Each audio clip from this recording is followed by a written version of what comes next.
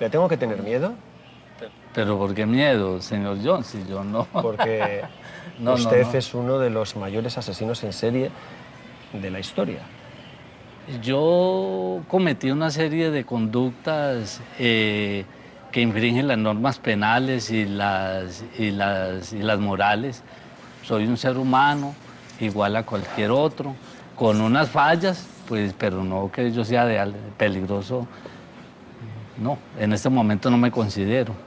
Cuando usted habla de conductas reprobables que usted está penando, hablamos de asesinatos. Sí, claro, claro. Hablamos de asesinatos de niños. Sí, sí, sí, don John.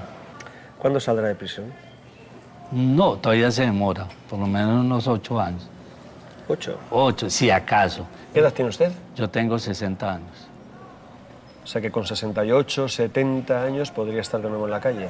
Más o menos. Es decir, va a pagar un mes de cárcel por cada niño asesinado. Sale muy barato matar 200 niños.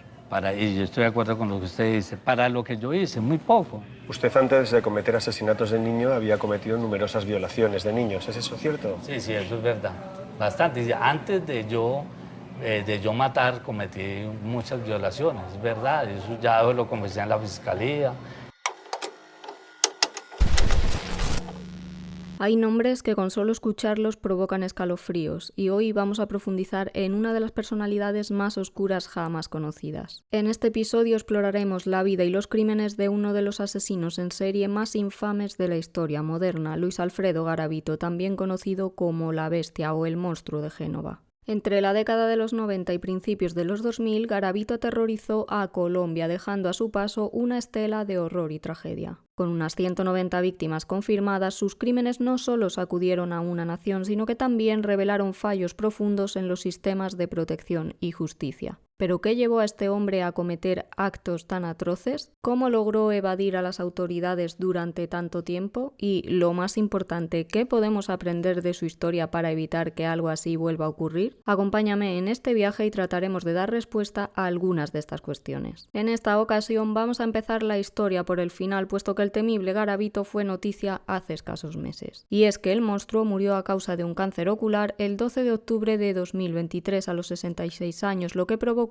que varias décadas después de su arresto volviera a hablarse de sus atroces crímenes. Considerado el segundo asesino en serie con más víctimas de la historia, nunca se pudo saber a cuántas víctimas asesinó Garavito, aunque él presumía textualmente de haber asesinado a un poquito más de 200. Se cree que la cifra puede ascender hasta las 300, pero jamás conoceremos la verdad después de que este hombre falleciera en la prisión en la que cumplía sentencia en la ciudad de Valledupar, en el norte de Colombia. Para entender qué llevó a convertirse en uno de los grandes killers a una persona normal, vamos a repasar su historia. Luis Alfredo Garavito nació en Génova en 1957. Era el mayor de 7 hermanos y en aquella región colombiana se había vuelto envuelta en grandes episodios de violencia a lo largo del tiempo, bien sea por la guerra, por los cárteles o por la delincuencia. El padre de Garavito era un alcohólico y un abusador, maltrataba a la familia. Los miembros de esta se escondían cuando el hombre llegaba borracho a casa y a la mujer llegó incluso a atacarla con un cuchillo. Garavito y su familia, con el paso del tiempo, tuvieron que mudarse a Ceilán por la inestabilidad política. En el colegio era un chico tímido y no tenía muchos amigos, de hecho se reían de él y lo apodaban Garabato. Cuando Garavito tenía 12 años, un amigo de su padre empezó a abusar de él, unos hechos que se perpetuaron en el tiempo durante 2 largos años. El por entonces joven Luis Alfredo no se atrevió nunca a contárselo a sus padres porque pensaba que nunca le creerían. La familia se mudó posteriormente a Trujillo y allí las cosas no mejoraron para Garavito. De hecho, allí sufrió los abusos de un sacerdote al que posteriormente confesó haber mandado unos sicarios para que acabaran con su vida cuando tenía unos 20 años. Con el paso del tiempo, Garavito empezó a sentirse atraído por los niños. Sus primeras víctimas fueron sus hermanos, de los que abusaba con frecuencia. Los padres no se percataron y con el paso de los años los hermanos fueron poco a poco olvidando lo ocurrido. Con 15 años, Garavito intentó abusar de un menor en una estación de trenes, pero lo apresaron. Posteriormente fue puesto en libertad. El padre de Garavito lo echó entonces de casa y nunca más regresaría. A los 18, Garavito se dio al alcohol, aunque quería cambiar, asistió a Alcohólicos Anónimos y se puso a trabajar en una panadería. Además, solía ir a la iglesia a rezar, pero de poco le sirvieron aquellas reuniones ni acudir a misa, pues tenía una doble vida. Garavito cada vez era más conflictivo, acusado quizá por el consumo de alcohol. A los 23 años se le diagnosticó un cuadro de depresión e intentó quitarse la vida. A finales de los 80 comienza la pesadilla y Garavito empieza a raptar niños para abusar de ellos. Antes los torturaba y una vez satisfechos sus deseos los soltaba. Posteriormente, en una libreta, este hombre apuntaba los nombres de sus víctimas. En un primer momento se debatía entre el placer que sentía al matar y el arrepentimiento por lo que estaba haciendo, sin embargo no podía parar. A los 27 años interna en una clínica psiquiátrica en la que estuvo alrededor de un mes. Durante aquel tiempo nunca habló con los psiquiatras sobre el deseo irrefrenable que le producían los niños. Entre 1980 y 1992 sus víctimas ascendían a 200, pero aún no se había cobrado ninguna vida. Fue en la década de los 90 cuando empezó a matar.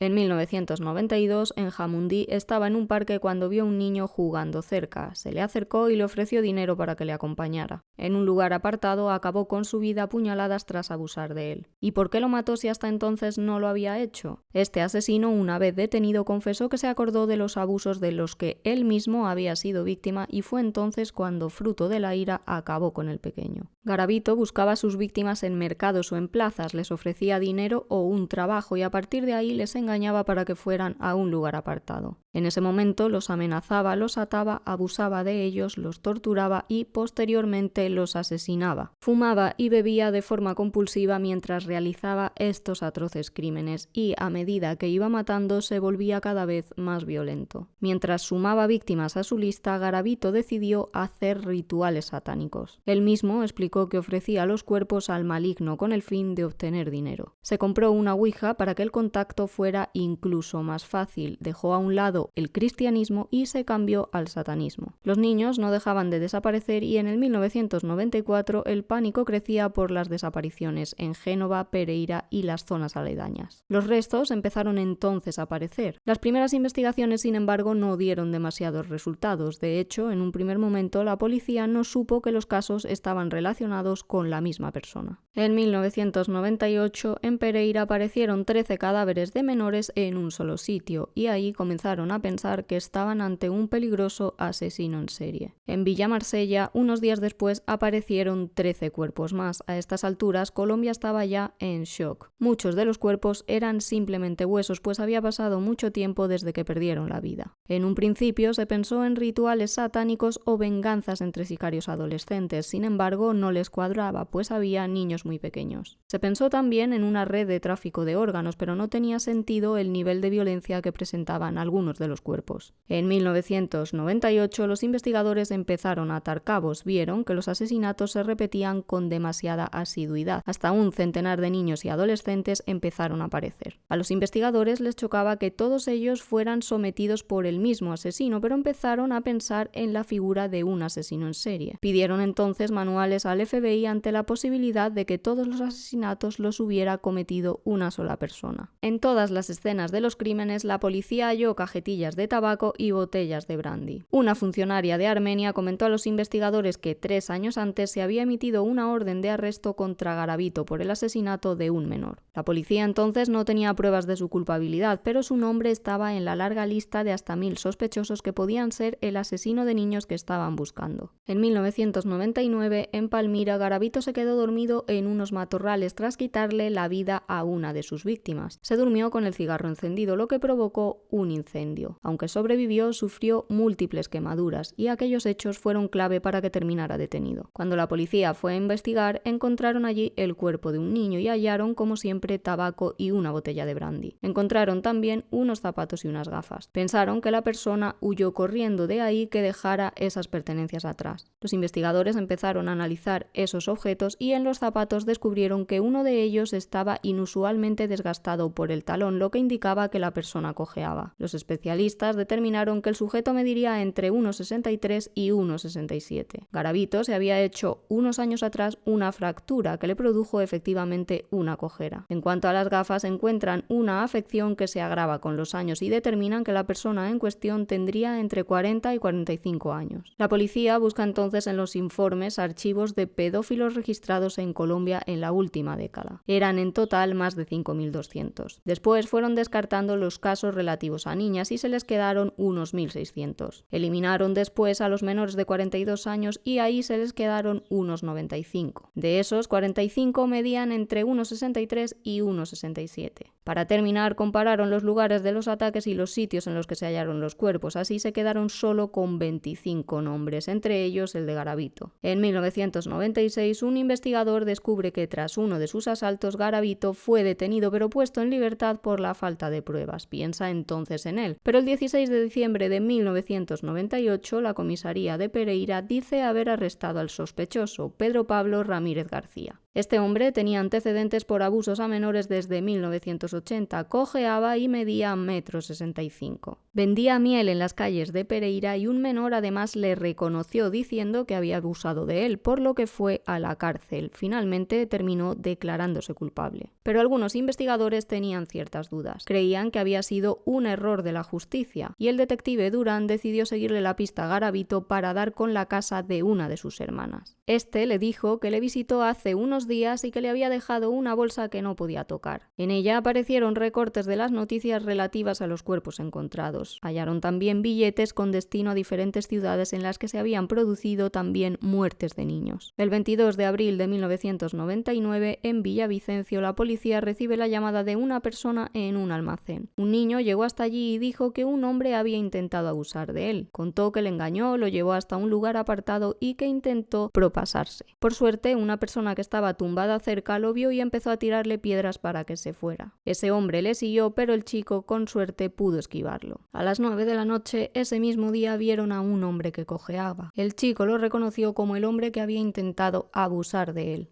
Este hombre no puso resistencia y dijo llamarse Bonifacio Morera. El señor en cuestión tenía quemaduras, cojeaba y usaba gafas. Medía además aproximadamente 1,67 m de estatura. Cuando compararon las fotos, comprobaron que era en realidad Garavito. Solo tenían que ordenar las pruebas y acusarlo. El 28 de octubre de 1999, la fiscal publicó un folio con 118 casos de niños asesinados. La policía hizo creer a Garavito que consideraban que él era Bonifacio. Se sorprendió de hecho cuando le revelaron que sabían perfectamente que era Garavito. En un primer momento no confesó ningún crimen, pero Durán decidió hablar con él. Tras unos minutos se arrodilló a rezar y después terminó rompiéndose y confesando. Pidió perdón y dijo que los mató, no solo eso, no solo a los que había en aquel folio, sino a más. Confesó 142 asesinatos y dijo que los llevaba todos anotados en una libreta. También comentó que lo anotaba absolutamente todo en un calendario. Dio de paso el paradero de cuerpos que no habían sido aún encontrados. A Garavito no le hacía falta ir a las escenas, pues tenía una memoria fotográfica increíble. La cifra subió hasta los 162 asesinados cuando se hizo oficial la causa. Posteriormente se contabilizaron 192. En entrevistas posteriores, Garavito dijo que mató a más de 200 niños y adolescentes en una década, y no solo mató en Colombia, confesó también haber asesinado en Ecuador y Venezuela. Viajaba mucho, lo cual le permitía dar esquinazo a la policía. Se disfrazaba para engañar a los niños, podía vestirse bien de cura, de mendigo o de monje, todo con tal de engañar a su víctima. Se guardaba además reliquias de cada una de ellas como fotografías o pertenencias. Era un asesino en serie organizado, manipulador y sádico, pero al fin estaba entre rejas. Sus condenas sumaron más de 1.800 años de condena, pero por la unificación de penas, al estar un reo condenado por múltiples procesos, solo se le condena por el delito más grave, por lo que fue condenado a 40 años de cárcel. Por colaborar con la justicia, por buen comportamiento y por sus estudios, se rebajó esa condena hasta la mitad. Sin embargo, no volvió a salir, pues el cáncer acabó con su vida antes de tener la posibilidad de volver a pisar la calle. Durante su estancia en prisión, Garavito concedió varias entrevistas, una de ellas al periodista Jon Sistiaga. Este comunicador español dijo que en todo momento notó cómo le intentaba manipular y llevar la conversación a donde él quería. A la única pregunta a la que no le contestó fue a la de por qué lo hizo. Garavito es un claro ejemplo de un individuo con trastorno de personalidad antisocial comúnmente asociado con la psicopatía. Este trastorno se caracteriza por un patrón general de desprecio y violación de los derechos de los demás. Garavito exhibía varios rasgos clásicos de la psicopatía, como son el encanto superficial y la manipulación. Este hombre era capaz de ganarse la confianza de sus víctimas, utilizaba disfraces y se hacía pasar por figuras de autoridad o benefactores, lo que le permitía acercarse a los niños sin levantar sospechas. Otro de los rasgos más destacados de Garavito era su total falta de empatía. No mostraba ningún remordimiento por sus acciones, ni durante sus crímenes ni tras su captura. Esta carencia de sentimientos hacia sus víctimas es un rasgo distintivo de los psicópatas. Desde joven mostró además comportamientos antisociales. De hecho, su historial de violencia extrema y sadismo con sus víctimas revela una profunda desconexión emocional y una inclinación hacia la crueldad. A pesar de su meticulosidad en la planificación de sus crímenes, Garavito también mostraba impulsividad en esos actos violentos.